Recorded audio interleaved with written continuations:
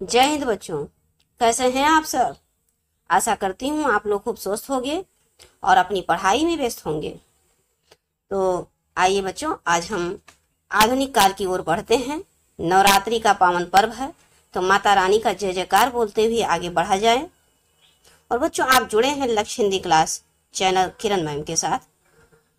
आज हम आधुनिक काल के बारे में समझेंगे, जानेंगे कि आधुनिक काल के माध्यम से, आधुनिक काल में जो कवि थे उनके माध्यम से आधुनिक काल का प्रारंभ हुआ, नव जागरण काल प्रारंभ हुआ।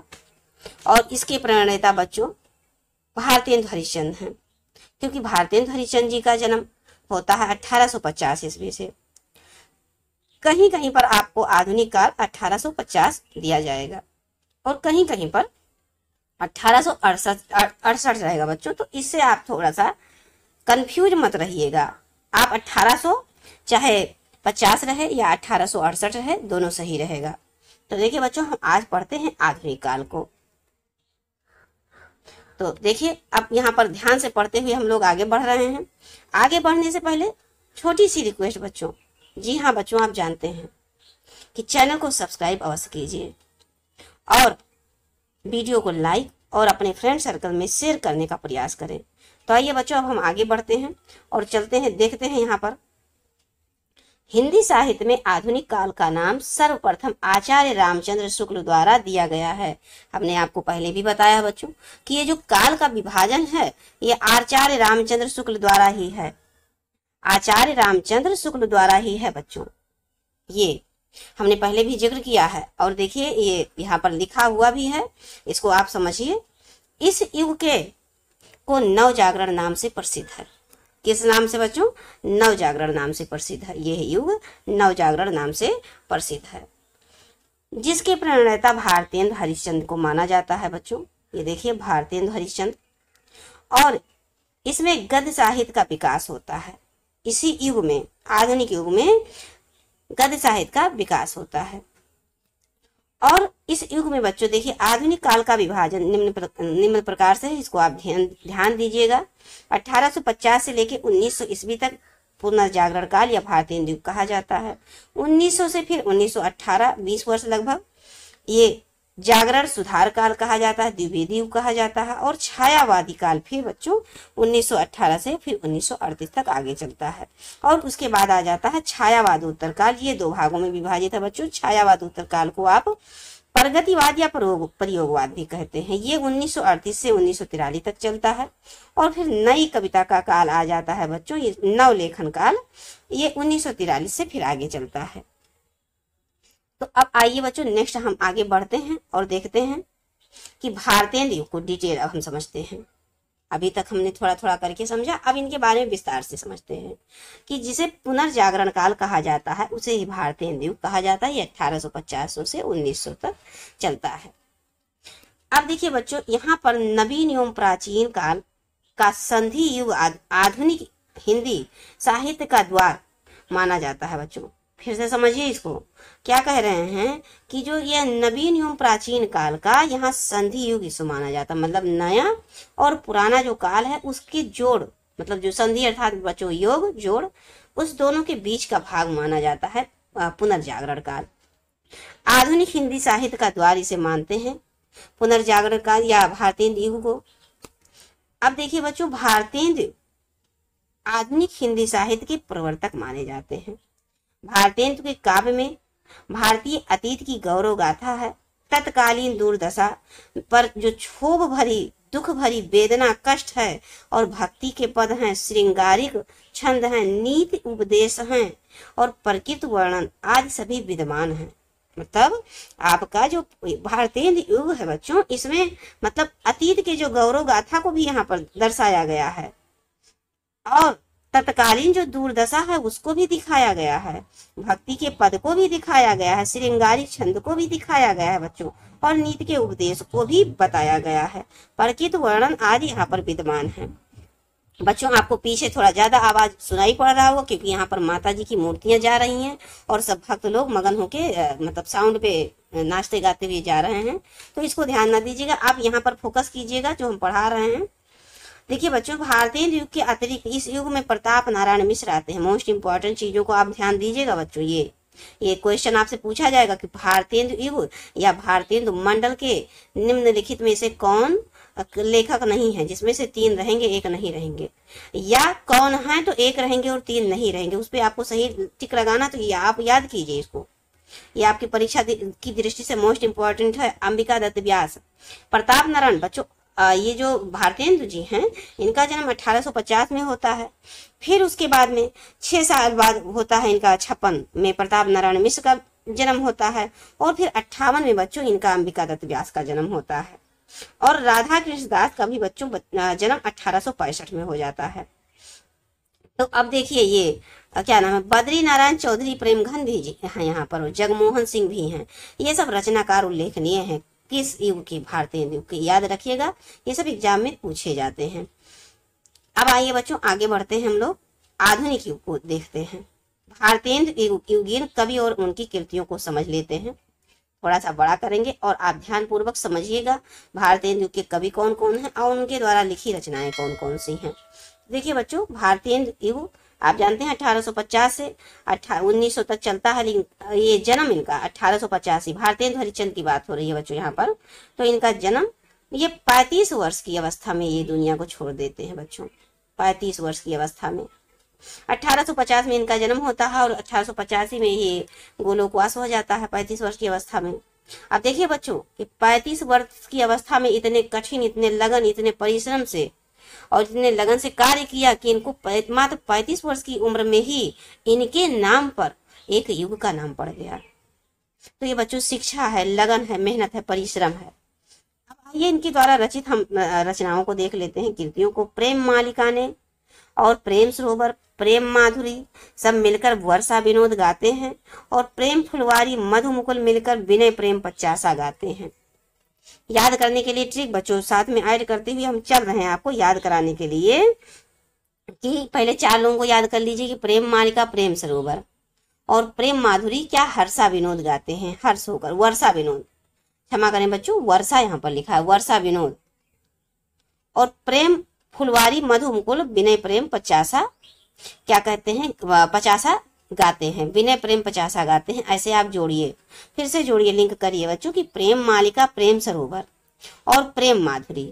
तो यहाँ पर प्रेम तो कॉमन है ही, आप ले लीजिए मालिका सरोवर, मालिका सरोवर, और यहाँ पर फिर से ऐड करिए बच्चों मालिका माधुरी विनोद क्या करते हैं, सरोवर में जाते हैं, वहां पर क्या फुलवारी में मधु मुकुल और प्रेम पचासा गाते हैं। मधु मुकुल के साथ प्रेम पचासा गाते हैं कौन, मालिका माधुरी विनोद। कहाँ जाते हैं, सरोवर में जाते हैं, वहां फुलवारी है अर्थात प्रेम फुलवारी, वहां पर मधु मुकुल के साथ क्या प्रेम पचासा गाते हैं। इसको ऐसे ब्रैकेट में यहाँ पर लिखिए बच्चों जो हम बोल रहे हैं, आप इसको लिख के देखिए और पढ़ के देखिए 2 से 4 दिन देखिए, अगर याद ना हो तो फिर कहिएगा हमको, अवश्य याद होगा और आप एग्जाम में अच्छे नंबर भी लाएंगे, कंफ्यूजन नहीं होगा। जैसे ही सब आएगा तुरंत आपके दिमाग में उठेगा सवाल। और बच्चों लेकिन इसका आपको मजबूती से रिवीजन करना होगा, बार बार रिवीजन करना होगा। अब देखिए बच्चों बद्री नारायण चौधरी प्रेमघन को देख लेते हैं। इनका जन्म 1855 से लेके क्या कहते हैं 1923 तक होता है, 1855 से 1923। प्रेमचंद, अब देखिए प्रेमचंद के आंगन में, देखिए प्रेमचंद के आंगन में बच्चों यहाँ पर देखिए ब्रजचंद, पंचक, जीर्ण जनपद, आनंद, अरुणोदय, लालित लहरी, हार्दिक हर्षोदर्श और अलौकिक लीला और वर्षा बिंदु। तो आप कैसे गाएंगे बच्चों, कैसे इसको जोड़ेंगे बच्चों, थोड़ा दिमाग अपना भी लगाइए। इन्होंने क्या लिखा, जीर्ण जनपद हो गया, पंचक, पंचक प्रेम घन के आंगन में जीर्ण जनपद हो गया पंचक का। तो क्या जीर्ण जनपद हुआ तो अब क्या आनंद नहीं होगा, आनंद का अरुणोदय भी होता है बाद में। कहाँ पर, प्रेम घन के आंगन में। सबसे पहले तो ब्रजचंद पंचक क्या होते हैं, जीर्ण जनपद हो जाते हैं या जीर्ण जनपद में रहते हैं, किसी तरह जोड़िए। और फिर उसके बाद प्रेम घन के आंगन में आनंद अरुणोदय होता है और लालित लहरी उठती है सबके हर मन में, हर्षादर्श होता है। हार्दिक हर्षादर्श महसूस करते हैं सब लोग, और लालित लहरी उठती है, और फिर अलौकिक लीला होती है, और फिर वर्षा के बिंदु प्रेम घन के आंगन में होने लगते हैं। अब आइए बच्चों प्रताप नारायण मिश्र को देख लेते हैं। इनका जन्म 1856 से 1894 तक रहता है। इन्होंने क्या लिखा बच्चों? प्रेम पुष्पावली, मन की लहर, श्रृंगार विलास, लोकोक्ति शतक और त्रिपेंताम। प्रेम पुष्पावली के मन में क्या कहते हैं? श्रृंगार विलास उठता है। किसके? प्रेम पुष्पावली के मन में लहर उठती है। कैसी? श्रृंगार विलास की। और तब वह लोकोक्ति शतक लिखते हैं, और उसके बाद मिश्र जी को त्रिपेंताम महसूस करते हैं। कब? जब वो लोकोक्ति शतक लिख लेते हैं। प्रेम पुष्पावली के मन में लहर उठती है, और वो श्रृंगार विलास करती हैं, फिर लोकोक्ति शतक लिखते हैं। कौन? प्रताप नारायण मिश्र। और फिर उनको त्रिपेंताम महसूस करते हैं। अब देखिए बच्चों, हम आगे बढ़ते हैं। ये देखिए जगमोहन सिंह की रचनाओं को देखते हैं। जगमोहन सिंह 1857 से 1899 तक। प्रेम संपत्ति लता, श्यामा सरोजिनी, देवयानी, ऋतु संहार जो कि अनुदित है बच्चों, और मेघदूत ये भी अनुदित है। तो जगमोहन सिंह ने ऋतु संहार, ये आप जानते हैं, ये भी किसका है? कालिदास जी का। और मेघदूत भी कालिदास का है। इस दोनों को इन्होंने, ये संस्कृत भाषा में थी और इन्होंने हिंदी भाषा में इसका अनुवाद किया है, तो इसीलिए इसको अनुदित लिखा गया है ब्रैकेट में। तो जगमोहन सिंह का जन्म बच्चों 1857 में होता है, और 58 अंबिका दत्त व्यास का होता है। हमने ट्रिक से याद किया, 8 से 58, 8 से अंबिका दत्त व्यास, आपकी याद कीजिए। 8 से 58, 8 से अंबिका दत्त व्यास, अब ऐसे याद हो जाएगा 1858 से 1900 तक इनकी। अब देखिए बच्चों, प्रेम संपत्ति लता, क्या? प्रेम संपत्ति लता, श्यामा सरोजिनी, देवयानी, ऋतु संहार और मेघदूत को इन्होंने लिखा। तो ऋतु संहार और मेघदूत तो हो जाता है आपका अनुदित। अब आप इस पे ट्रिक लगाइए बच्चों कि क्या कहते हैं? प्रेम संपत्ति लता, श्यामा सरोजिनी और देवयानी। तो जो श्यामा सरोजिनी होती हैं, उनके हृदय में क्या, कैसी लताएं उठती हैं? प्रेम की लताएं उठती हैं, और वो देवयानी से मिलती हैं। देवयानी से अपनी सारी बातें कहती हैं। कैसी? प्रेम संपत्ति लता की। कौन? श्यामा सरोजिनी। अब अंबिका दत्त व्यास की ओर बढ़ते हैं बच्चों। 1858 से 1900 तक सुरभि सततई इन्होंने लिखा है। हो होरी, बिहारी, बिहार और पावन पचासा। इन्होंने कविता के में प्रवेश बच्चों क्या कहते हैं? समस्या से शुरू किया था अंबिका दत्त व्यास ने, और इन्होंने लिखा है सुरभि सतसई, हो होरी, बिहारी, बिहार और पावन पचासा। इसको थोड़ा लिंक करिए बच्चों। हो होरी सतसई लिखते हैं बिहारी। कौन? बिहारी। क्या? बिहारी बिहार में अंबिका दत्त व्यास क्या लिखते हैं? पावन पचासा की सतसई लिखते हैं, और कहते हैं हो होरी, इस सतसई को सुनिए। अब देखिए बच्चों, नवनीत चतुर्वेदी आते हैं, कुब्जा 25 लिखे हैं। राधा कृष्ण दास आते हैं, 1865 में जन्म होता है इनको। भारत मासा इन्होंने लिखा है। देश दशा, रहीम के दोहों पर कुंडलियों की रचना की है बच्चों। ये भारतेंद्र हरिश्चंद्र के फुफेरे भाई लगते हैं बच्चों। तो देखिए, अब ये राम कृष्ण दास 1865 में जन्म होता। भारत 12 मासा इन्होंने लिखा है राधा कृष्ण दास ने। 12 महीने तक क्या करते हैं? भारत की देश दशा का वर्णन करते हैं, और ये रहीम के दोहों को भी लिखते हैं। ऐसे लिखिए, 12 मासा तक, 12 महीने तक भारत के देश दशा का वर्णन करते हैं, और रहीम के दोहों को लिखते हैं राधा कृष्ण दास। अब देखिए बच्चों, गोविंद गिल्ला भाई ने क्या लिखा? तो श्रृंगार सरोजिनी, पावन पयोनिधि और राधामुख सोडसी और षडरित नीत विनोद को इन्होंने लिखा है। क्या क्या बच्चों? श्रृंगार सरोजिनी क्या करती हैं? श्रृंगार करती हैं। कहाँ पर? गिल्ला भाई के यहाँ। और पावन पयोनिधि में स्नान करती हैं।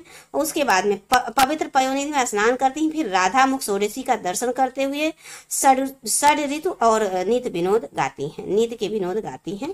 ऐसे जोड़ के कुछ ना कुछ आप बच्चों याद करने का प्रयास करें। और दुर्गा दत्त व्यास अधमोद्धार शतक लिखे हैं। कौन? अधमों का उद्धार कौन करता है? अधम व्यक्तियों का उद्धार कौन करता है? दुर्गा जी करती हैं। तो दुर्गा दत्त व्यास अधमोद्धार, अधमों का उद्धार दुर्गा दत्त व्यास। ऐसे याद करिए बच्चों। अब आगे बढ़ते हैं। आज हम यहीं तक पढ़ेंगे बच्चों। राधा चरण गोस्वामी को देख लेते हैं। राधा चरण गोस्वामी क्या लिखे हैं? नव भक्त माल। क्योंकि ये गोस्वामी हैं तो इन्होंने नव भक्त माल लिखा है। किसने? राधा चरण गोस्वामी ने क्या लिखा है? नव भक्त माल। तो आज तक हम यहीं तक पढ़ते हैं बच्चों, और आगे नेक्स्ट क्लास में हम आपको पढ़ेंगे जागरण या सुधार काल को समझेंगे। क्योंकि छोटे छोटे ही वीडियो बनाएंगे ताकि आप कम समय में फटाफट रोजाना आप देखते चले जाएं। क्या, रोजाना आप देखते चले जाएं। किसको, यही पद्य साहित्य के इतिहास को, पद्य साहित्य के इतिहास को शुरुआत कर दिया है हमने बच्चों, और आप निरंतर थोड़ा थोड़ा पढ़िए। और पढ़ते हुए आप देखेंगे 1 से 1.5 महीने के अंदर सारी चीजें कंप्लीट होंगी और सारी चीजों का आपको ज्ञान भी हो जाएगा। और जो ट्रिक बता रहे हैं बच्चों, जितना हो सके आप इसको लिखें, थोड़ा समय दीजिए लिखने में, इसीलिए हम छोटा वीडियो भी बना रहे हैं। थोड़ा थोड़ा समय देकर और इसको लिखिए। उसके बाद में जो आप अपना भी तर्क लगा के बनाइए बच्चों, तर्क लगाइए, थोड़ा दिमाग चलाइए कि कैसे इसको हम लिंक करके एग्जाम तक कम से कम हमेशा के लिए, अगर आप लिंक जोड़ के याद करेंगे बच्चों तो हमेशा तक बना रहेगा। बस आप बीच बीच में रिवीजन करते रहिएगा, उस कॉपी को सहेज के रखिएगा। तो चलिए बच्चों, मिलते हैं आपको नेक्स्ट क्लास में जागरण सुधार काल के साथ, द्विवेदी युग को, जिसे द्विवेदी युग भी कहते हैं। और चलते चलते बच्चों छोटी सी रिक्वेस्ट, जी हाँ बच्चों आप तो जानते हैं कि चैनल को सब्सक्राइब करें और बेल आइकन को भी क्लिक कर लें, जिससे आपको नोटिफिकेशन निरंतर मिलता रहे। और वीडियो को लाइक करें और अपने फ्रेंड सर्कल में इसको शेयर करने का प्रयास करें बच्चों। जय हिंद।